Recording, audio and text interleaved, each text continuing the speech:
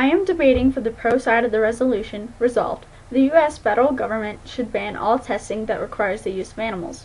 I'm going to go a bit out of order from my opponent's speech, but I believe the importance of the resolution should be discussed first for the sake of the judge's decision. In this resolution, it implies only the United States would be affected, not the whole world in general. Of course, the United States government does not have enough power to make the whole world stop animal testing, but to stop within the U.S. would set an example for other people in the world, for they will see that we can still survive without it. Like I mentioned in my first speech, there are alternatives to animal testing. We don't have to disregard what animal testing results we have now, but we could save animal lives and continue to advance in the field of science with alternatives. Sometimes an animal test isn't the best way to find a solution, so what happens? An alternative is used and results are made. It's the same thing, but on a larger scale. My opponent believes that a human is considered an animal, but is provided by the Free Dictionary. The definition of a human is 1. A member of the species Homo sapiens. 2. A person. 3. Of, relating to, or characteristics of humans. 4.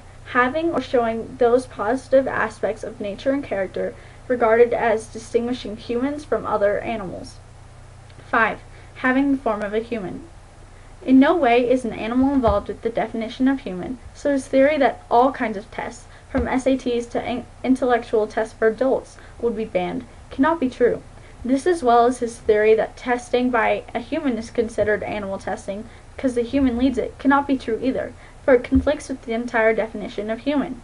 Along with that definition, we hear nothing about plants or viruses, because they're not animals, but organisms. An organism can therefore be tested on, because they're not animals and we do not equate them to animal lives.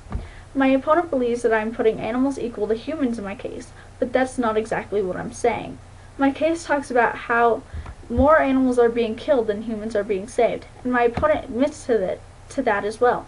Because this is true, why should we continue to waste our hard-earned money on expensive tests that do not work to help save human lives?